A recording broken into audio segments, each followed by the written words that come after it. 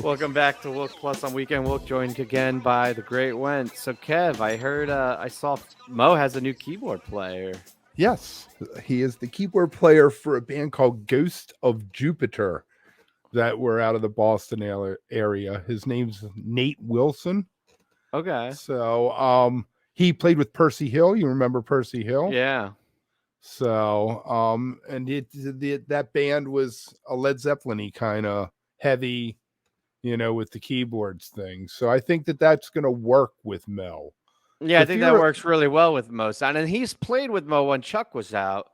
right, yes, there So, was like, two he players. They knows. had two different keyboard players over that time, and I Yeah. guess this guy Nate got the nod.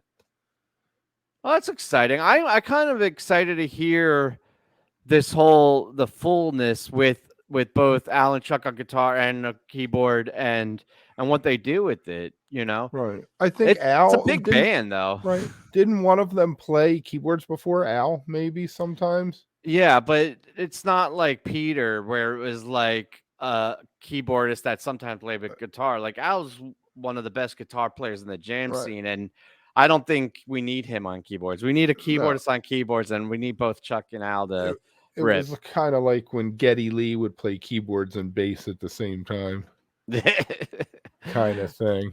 I get it. So yeah, I'm excited. My issue is it makes it more complicated. When you have two guitars, angular guitars like they play and they're bouncing off each other, you throw the keyboard in there. It either provides just washes of color or it actually, I think, changes the way the jams unfold.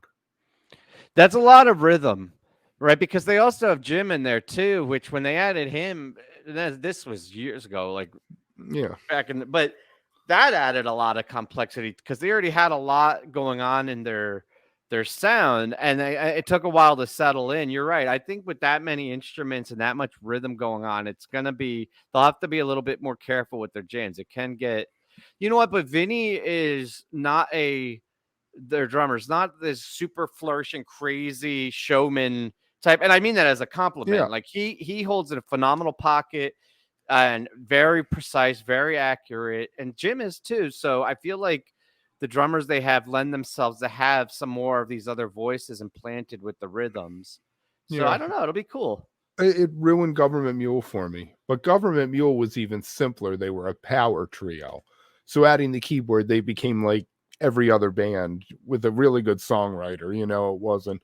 But I'm interested. I heard that they've had horns. I haven't heard any of that recently with them also, with the keyboards and the horns. So throw a few more jokers in the deck with that. That it almost becomes we have to rehearse the song and play it that way. It doesn't leave it, as open. I'm gonna go ahead and make a bold prediction. I think this is gonna be a very good year for Mo. I I think think so. I think you know losing Chuck there and kind of going through this weird period maybe put things in perspective, and it's going to give a little revitalization. I think the changing of the chemistry with the band and adding an instrument, and in my opinion, they've always gone in waves. I've had moments several years where they're my favorite band, and then lulls where I don't even think about them, right? And it comes Mhm. back and forth, and I think they're set up to have a really good year. So we'll see. It'll be Right. fun. They are one of the few jam bands that I have a studio playlist of Oh because I yeah, think a lot of their studio stuff is just A plus.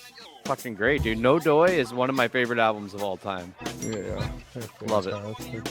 All right, man. Well, go ahead in the comments and let us know what you think about this move Mo made and the new layout of the band. And like this video, subscribe to the channel, and ring the bell for notifications.